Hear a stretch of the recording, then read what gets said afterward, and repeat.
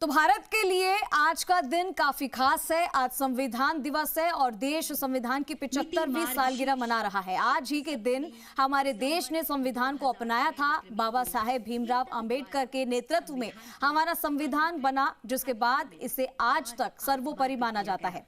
इस बात को आज 75 साल हो गए। सबसे बड़ा लिखित संविधान है जिसका निर्माण 2 वर्ष 11 महीने और 18 दिनों में हुआ। संविधान के पहले ही पृष्ठ पर लिखा है, इंडिया दैट इज भारत। यह प्रतीक है सभ्यता के सातत्य का, परंपरा की जुड़ती कड़ियों का और जड़ों से जुड़ने का। और ये हम सभी के लिए बहुत हर्ष और गर्व की बात है कि इस वर्ष देश संविधान को अंगीकार किए जाने की 75वीं वर्षगांठ मना रहा है। सादर नमस्कार आप सभी माननीय विशिष्ट जनों का इस ऐतिहासिक केंद्रीय कक्ष में हार्दिक स्वागत, अभिनंदन एवं शत शत वंदन। इस कार्यक्रम को प्रारंभ करने हेतु मेरा सादर अनुरोध माननीय लोकसभा अध्यक्ष श्री ओम बिरला जी से कि आप स्वागत भाषण प्रस्तुत करें। संविधान सदन में आयोजित इस ऐतिहासिक संविधान दिवस कार्यक्रम में माननीय राष्ट्रपति जी, माननीय उपराष्ट्रपति जी, माननीय प्रधानमंत्री जी, सभी राजनीतिक दलों के नेतागण, माननीय सदस्यगण, आज संविधान दिवस उत्सव मनाने करोड़ों भारतीय वासियों का मैं हार्दिक स्वागत करता हूं, अभिनंदन करता हूं। 75 वर्ष पहले इसी दिन, इसी पवित्र स्थान पर हमारे संविधान को अंगीकृत किया था। माननीय राष्ट्रपति महोदय के नेतृत्व में संपूर्ण देश एक साथ मिलकर आज संविधान के प्रति कृतज्ञता प्रकट कर रहा है।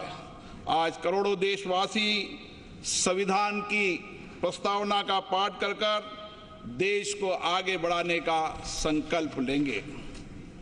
माननीय प्रधानमंत्री जी की प्रेरणा से वर्ष 2015 में हमने 26 नवंबर को संविधान दिवस के रूप में मनाने का ऐतिहासिक निर्णय लिया था। हमारा संविधान हमारे मनुष्यों की वर्षों की तप, त्याग, विद्वता, सामर्थ्य और क्षमता का परिणाम है। इसी केंद्रीय कक्ष में लगभग 3 वर्षों के कठिन परिश्रम के बाद उन्होंने देश की भौगोलिक और सामाजिक विविधताओं को एक सूत्र में बांधने वाला संविधान बनाया। संविधान सभा में अलग अलग विचारधारा के लोग सदस्य थे।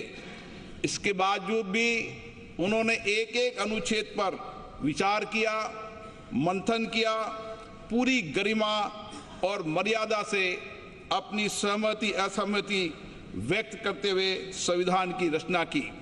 सार्थक एवं गरिमापूर्ण संवाद की इस उत्कृष्ट परंपरा को हमें अपने सदनों में भी अपनाना चाहिए।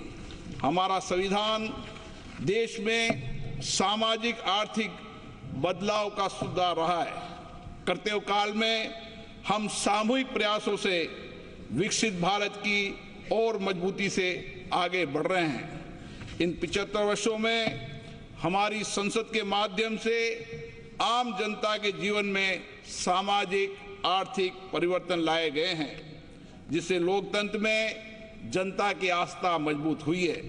संविधान ने हमारे तीनों लोकतंत्र के स्तंभों विधायिका, कार्यपालिका और न्यायपालिका को आपसी समन्वय के साथ सुचारू रूप से कार्य करने की व्यवस्था दी है। इन 75 वर्षों में इन तीनों अंगों ने श्रेष्ठता से कार्य करते हुए देश के समग्र विकास में अपनी भूमिका निभाई है। बाबा साहब अम्बेडकर जी ने कहा था, हमारा संविधान एक ऐसा दस्तावेज होना चाहिए जो न केवल हमारे देश की स्वतंत्रता और समानता की रक्षा करे, बल्कि हमारे देश के लोगों को एक साथ लाने में भी मदद करे। हमें बाबा साहब अंबेडकर जी के इन्हीं शब्दों से हमारे महान संविधान निर्माताओं के भारतीय समाज के प्रति दृष्टिकोण को समझना चाहिए। हमारा संविधान वसुदेव कुटुंबकम यानी संपूर्ण विश्व एक परिवार है के सिद्धांत का अनुसरण करने की प्रेरणा देता है। संवैधानिक मूल्यों के प्रति हमारी गहरी प्रतिबद्धता है विश्व पटल पर। इसी कारण भारत की छवि बहुत मजबूत हुई है।